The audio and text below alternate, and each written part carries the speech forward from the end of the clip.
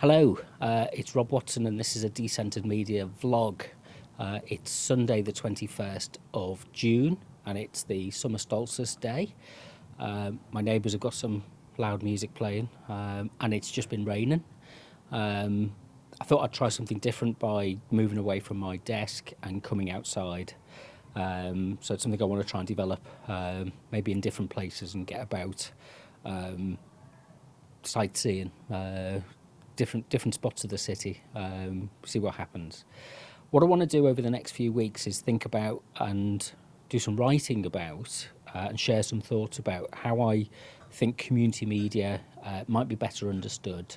I have a problem with community media, which is not with community media itself. I think community media is really good. That's what I'm about, if you like. But I have a problem with how community media is perceived and how it's addressed by other people.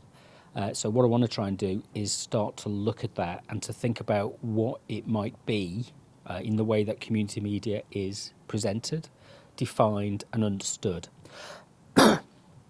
So what kind of prompts me thinking about this is, we can have discussions about journalism and news, and they're very important, local journalism and news. But what we're not focusing on is the building blocks. And we can talk about media literacies, and we can talk about civic engagement. But time and time again, when these kind of things come forward in policy discussions and in debates, there's a missing dimension, and that's the dimension of media that people create and produce and access and share for themselves and among themselves. So there's many ways of defining community media. It's it's civic media, it's alternative media, it's DIY media, it's participatory media. There's a whole kind of list of different types of ways that we can think about community media. And really what I want to do is to kind of think further ahead and start looking at some of the emerging developments around community media that might give us pause for thought and help us to reshape the way that we define and understand community media and then influence policy debates. So, for example, one of the things that's just happened, we've just spent many months in lockdown as a response to the COVID-19 pandemic.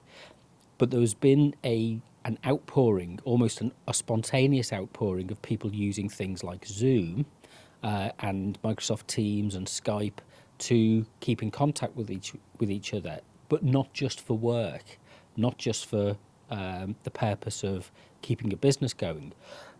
They've been used for people to facilitate church and faith services, for people to run choirs, for people to have family parties, and for people to run community radio stations. So there's a wide range of things that we can look at. I think we've passed a kind of threshold where this technology has now become the barriers to entry for engaged, shared video communications that require very little effort, very little editing, very little technical know-how, have now, it's that thing that Henry Jenkins talks about in the participative turn, is that as the technology enables us, it becomes natural in its use and more people are able to engage with it and use it and share it. And the process itself becomes simpler, and the technical knowledge that's needed to develop, edit, and produce content is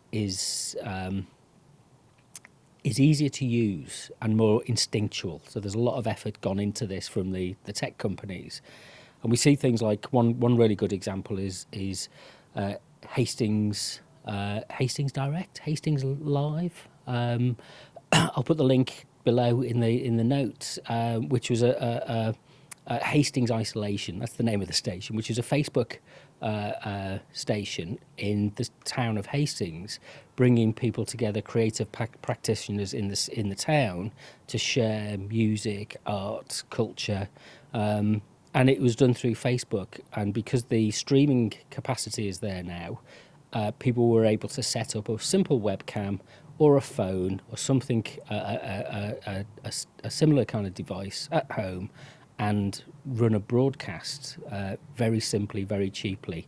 And then people were able to log on to it. Now, you might not be getting thousands of people watching this, but you're getting a few people, and you're getting those people engaging and sharing content.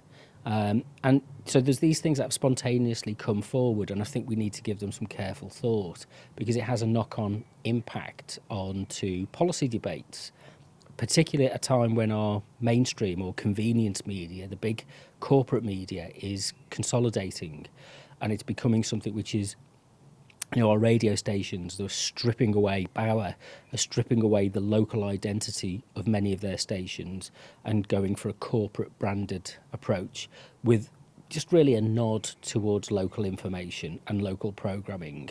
Where do we have the opportunity to go and influence and be part of the decision-making process and the editorial process?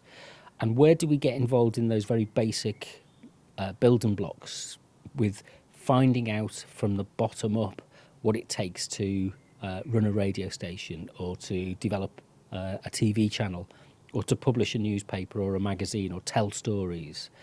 So there's a lot of issues to be discussed. There's a lot of challenges, things like blockchain, distributed technologies, 5G. All of these things are going to impact on the way that we think about what we do with community media and how we do things.